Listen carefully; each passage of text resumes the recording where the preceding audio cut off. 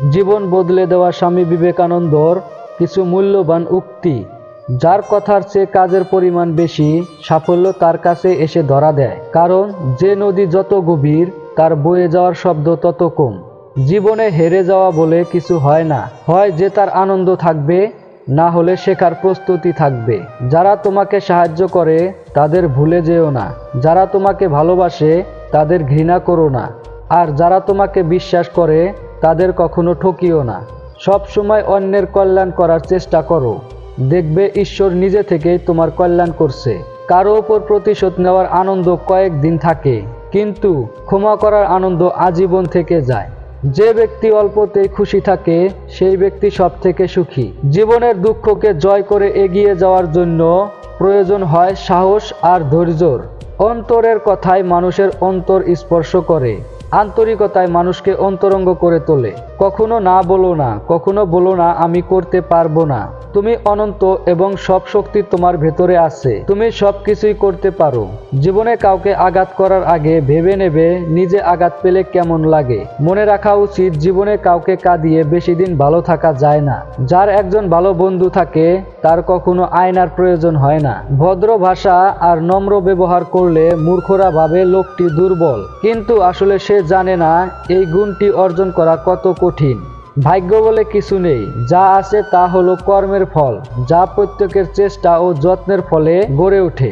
যদি সত্যি মন থেকে কিছু করতে চাও তাহলে পথ পাবে, আর যদি না চাও তাহলে অজুহাত পাবে। কাপুরুষরা কখনো জয় পায় না। আমাদের ভয়, সমস্যা এবং অজ্ঞতার সাথে লড়াই করতে হবে। যদি আমরা শুধু আশা করতে থাকি, সাফল্য আমাদের থেকে দূরে চলে যাবে।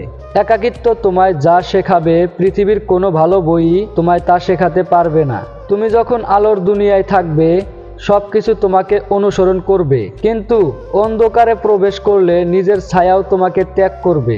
এটা কখনো বলো না তুমি যা চেয়েছো ভগবান তোমায় দেয়নি, কারণ সে তোমায় সর্বক্ষমতা প্রদান করেছেন তোমার নিজের সমস্ত প্রয়োজন পূরণ করার জন্য।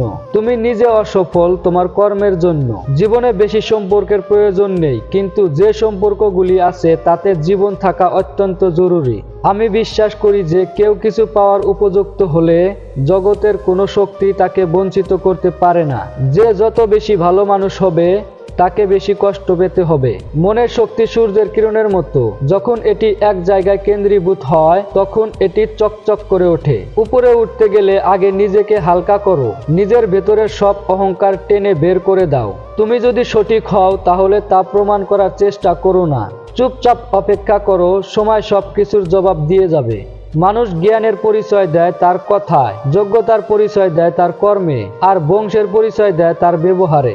জ্ঞানীকে তার ভুল ধরিয়ে দিলে সে তোমাকে বন্ধু বানিয়ে নেবে, আর একজন মূর্খকে তার ভুল দেখালে সে তোমাকে শত্রু ভেবে নেবে।